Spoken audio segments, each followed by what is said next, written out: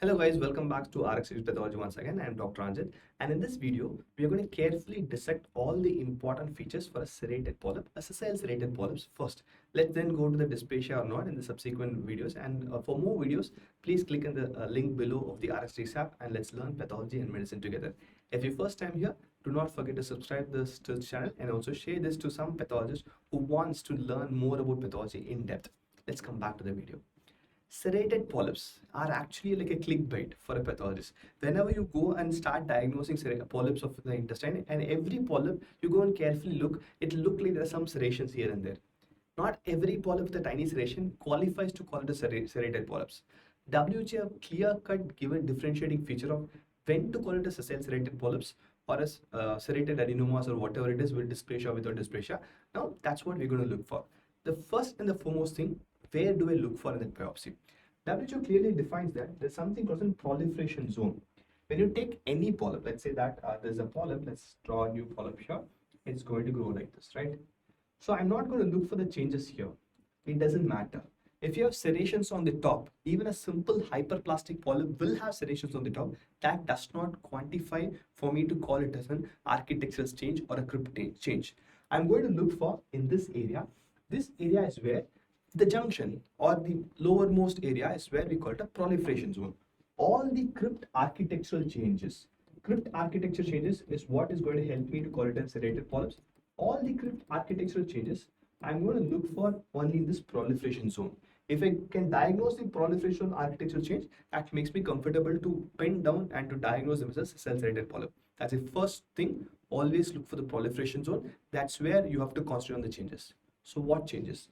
There are a few classical changes as per WHO. We'll look at the changes. I just scribbled a little bit of diagrammatic representation, and also we'll look at a real slide so that it's easy for us to compare theoretically and also apply that even if it comes to future in your routine practice, right? First, serrations. So serrations are nothing, it's not difficult to highlight serration, right? I'll come back to this again. So if it's a normal villi here, okay, this is normal, versus you must have seen a hyperplastic polyp which also might have a little bit of serrations on the top. Serrations on the top is not actually a problem for me. Even a simple hyperplastic polyp can also have serrations on the top. So please don't look at the tip. The tip serrations is not a concern at all. It's not a crypt architectural change. In a serrated polyp, be it a sessile or an serrated polyp or serrated adenoma, you will have serrations on top, but the serrations will become deep and more pronounced towards the base. Serrations in the base are actually diagnostic of an architectural change more towards the base. This is very, very, very important. Serrations everywhere does not make sense. It should be close to the base and it will be more defined towards the base. Let's look at a real case soon, right? This is the first finding. Next, if you look at this, I have something called horizontal growth. Horizontal growth across the muscularis mucosae. I'm just drawn a line thinking it's a muscularis mucosae. In a real biopsy, we can easily identify them, right? A muscularis mucosae, generally a crypt or a polyp will not go horizontally. It will go deep, that's all, right? So I'll just explain this as well in the next slide. So normally, when you have a, let's say, villus adenoma, it's going to grow like this, okay? That's how a polyp is going to grow. And just for understanding, let's use a different color for a mucosal submucosae, right? On the other hand, when you have a serrated lesion, what happens is it grows like this. This is called as a horizontal growth. And horizontal growth is very, very characteristic for me. Okay?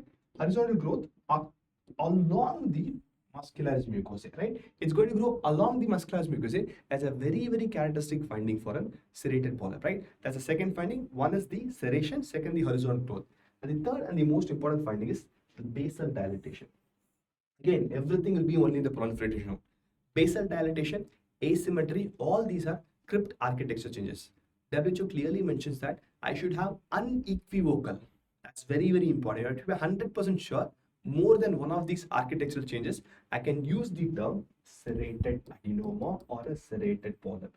I should have undoubtedly unequivocal more than one finding to call it serrated lesion. If not, we are not going to call it a serrated lesion, right? Ready to look at a real case? Because it looks all hanky-panky if I don't have a real case in front of us, right? This is from Path Presenter, an amazing website for you to, if you want to just go and have a look at the cases, right? We also have few slides in our own RxDS app. We're close to 4,000 slides. You can go and have a look at that as well. This is a much more representative structure, so I'm going with this. It's an appendix, okay? So now, in this low power, what I can actually, you can also observe in the low power is, look at the horizontal growth. The crypt is grown like this, right? Let's see if I can draw that, right? It is grown like this, crypt is grown like this, horizontal, right? It's a horizontal growth which makes much more sense here, right? Here, crypt is grown like this, right? The horizontal growth, the first finding, what we saw, along the muscularis mucosae. Is my muscularis mucosae? It's expanding horizontally along the muscularis mucosae, a very important architectural change. That's one, right? Then we did talk about crypt dilatation, right? Let's look at this. It definitely dilated. Look at this. It's definitely dilated crypt. Let's mark that. Wait a second. Let's pull that up and let's mark it. A dilated crypt, a branching crypt. Okay, a crypt branching. Again, an occasional crypt branching is not something which is I'm much more interested in. Crypt dilatation, it's definitely a dilated crypt. Crypt branching, more so in the lower third or the base. See, the base dilatation. The base dilatation, right? Branching.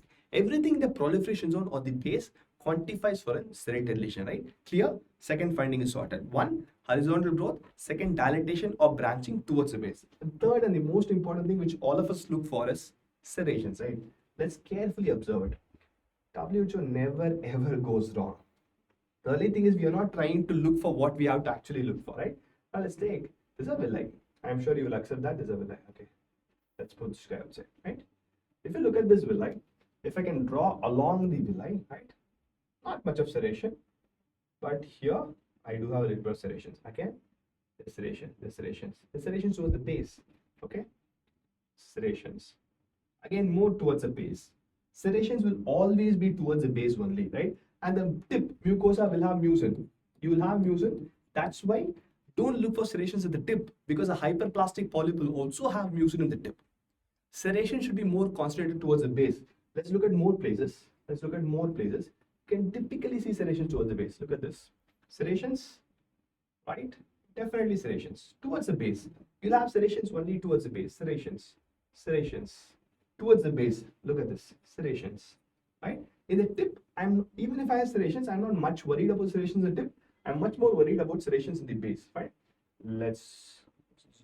You cannot do this in a real life in a microscope, but it's easy to do it here. So you can easily zoom in and zoom out and look for whatever I'm going to look for, right? Okay, look at this area. That's a beautiful serration, right? You can see that clear serrations there. Serrations at the base, crypt dilatation. Let's look at this beauty. Let's look at this. I hope you can see that. Not much of serration. Mucin in the tip starts, right? Starts close to the base. That's what is more important for me. So the serrations more close towards the base or this area is what we described in the previous slide as a proliferation zone.